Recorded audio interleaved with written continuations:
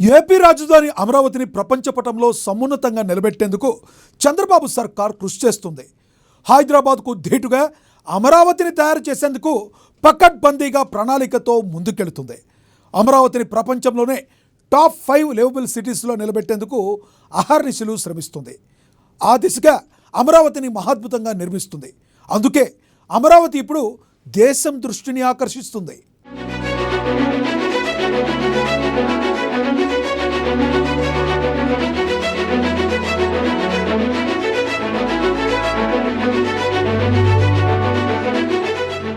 ఆంధ్రప్రదేశ్లో కూటమి ప్రభుత్వం అభివృద్ధి సంక్షేమాన్ని జోడెద్దుల్లా నడిపిస్తుంది. రాష్ట్రాన్ని అభివృద్ధికి కేరాఫ్గా తీర్చిదిద్దేందుకు స్పష్టమైన కార్యాచరణతో ముందుకెళ్తుంది. అందులో భాగంగానే రాజధాని అమరావతిలో నిర్మాణ పనులు జోరుగా సాగుతున్నాయి. ప్రస్తుతం నిర్మాణ పనులు శరవేగంగా కొనసాగుతున్నాయి. ఆ దిశగా ఎన్నో ప్రాజెక్టులు తుది దిశకు చేరుకున్నాయి. ఇక త్వరలోనే కొన్ని ప్రధాన ప్రాజెక్టులు అందుబాటులోకి వస్తాయి.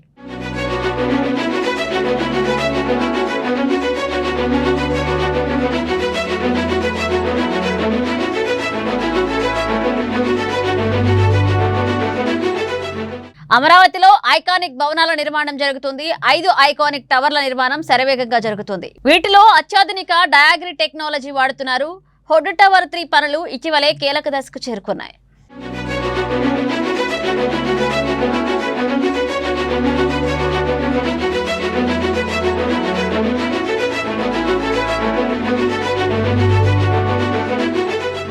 ఇక అసెంబ్లీ భవనాన్ని ప్రత్యేకంగా తీర్చిదిద్దుతున్నారు. లార్సన్ అండ్ ట్రూబో ఆధ్వర్యంలో జరుగుతున్న ఈ ప్రాజెక్టులో 250 మీటర్ల ఎత్తైన కోనికల్ రూఫ్ ప్రధాన ఆకర్షణగా నిలవనుంది. ఇది భారతదేశంలోని అత్యంత ఎత్తైన ప్రభుత్వ భవనాల్లో ఒకటిగా నిలవనుంది.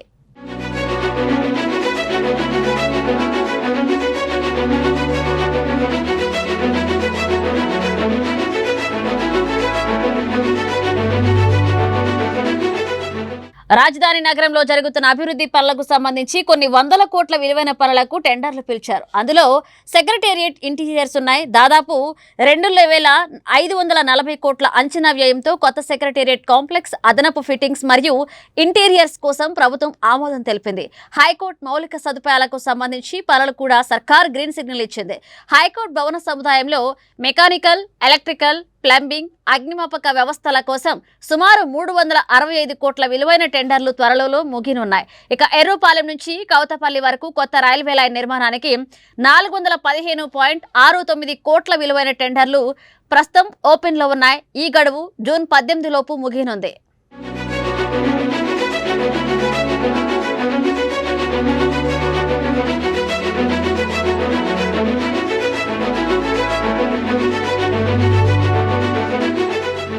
ప్రపంచ బ్యాంక్ నిధులతో అభివృద్ధి పరుగులు పెడుతోంది. ఏప్రిల్ 2026లో ప్రపంచ బ్యాంక్ సుమారు 2,800 కోట్లు విడుదల చేస్తుంది. మరొక $150 మిలియన్ల నిధులు త్వరలో రానున్నాయి. ఇక ఆసియా అభివృద్ధి బ్యాంక్ కూడా అమరావతి అభివృద్ధిలో సమాన భాగస్వామిగా ఉంటూ నిధులను క్రమంగా విడుదల చేస్తుంది.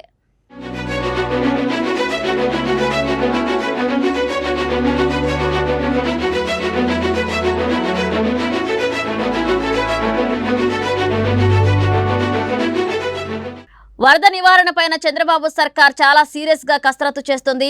రాజధాని ప్రాంతంలో వరద నివారణ పనులు ఇప్పటికే 35% పైగా పూర్తయ్యాయి. రోడ్ల విస్తరణ, విద్యుత్ లైన్ల మార్పిడి పనులు యుద్ధ ప్రాతిపాదికన జరుగుతున్నాయి. ఇక మొత్తానికి అమరావతి ఒక సెల్ఫ్ ఫైనాన్సింగ్ నగరంగా, అంటే తన ఆదాయాన్ని తానే సృష్టించుకునే దిశగా అడుగులు వేస్తోంది.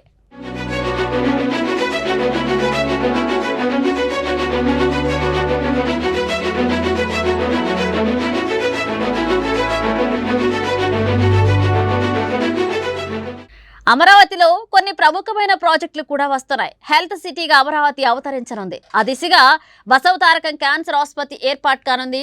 రాజధాని ప్రాంతంలో వైద్య రంగానికి ఊపిరి పోస్తూ తోళ్లూరులో పనులు ప్రారంభమయ్యాయి. మే 1న నందమూరి బాలకృష్ణ ఆధ్వర్యంలో భూమి పూజ కూడా జరిగింది. 21 ఎకరాల్లో సుమారు 750 కోట్ల వ్యయంతో ఈ నిర్మాణాన్ని చేపట్టనున్నారు. మొదటి దశలో 500 పడకల సామర్థ్యంతో G+9 అంతస్తుల భవనాన్ని 2028 నాటికి సిద్ధం చేయనున్నారు. అమరావతిని గ్లోబల్ టెక్ హబ్ గా మార్చే ప్రాజెక్టులు వేగవంతమయ్యాయి. సృష్టించి గుంటూరు పార్లమెంట్ ని ఒక మంచి పార్లమెంట్ గా, రిచెస్ట్ పార్లమెంట్ గా తయారు చేసే బాధ్యత మీదని ఆయనకి ఎన్నోసార్లు చెప్పాను. అమరావతి రాజధాని. చుట్టుపక్కల మీరు చూస్తే గుంటూరు ఒక కార్పొరేషన్, మంగళగిరి ఒక కార్పొరేషన్, ఆ పక్క తెనాలి, ఈ పక్క వచ్చే కొందికి అమరావతి, ఇది ఒక కార్పొరేషన్. ఈ 4 గాని అభివృద్ధి చేసి గ్యాపులన్నీ ఫిలప్ చేయగలిగితే ఈ యొక్క గుంటూరు జిల్లా వన్ ఆఫ్ ది బెస్ట్ డిస్ట్రిక్ట్గా తయారవుతుంది.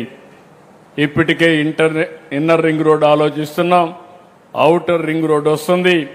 190 కిలోమీటర్స్ అవుటర్ రింగ్ రోడ్ ఉండే ఏకైక నగరం భారతదేశంలో అమరావతి తయారవుతుందని చెప్పి కూడా నేను మీకు తెలియజేస్తున్నా.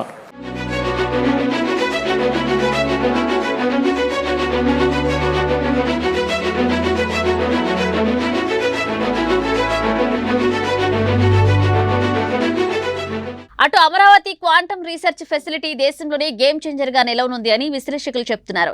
ఏప్రిల్ 2024లో ఎస్ఆర్ఎం యూనివర్సిటీ ఏపీలో దేశంలోని తొలి క్వాంటమ్ కంప్యూటరింగ్ టెస్టింగ్ సెంటర్ను ప్రారంభించారు. 2 అత్యాధునిక క్వాంటమ్ కంప్యూటర్లలో ఒకటి పరిశోధనలకు, మరొకటి పారిశ్రామిక అవసరాల కోసం కేటాయించారు. ఆర్టిఫిషియల్ ఇంటెలిజెన్స్, సైబర్ సెక్యూరిటీ రంగాల్లో అమరావతికి ఇది ప్రపంచ గుర్తింపును తేనుందని చెప్తున్నారు.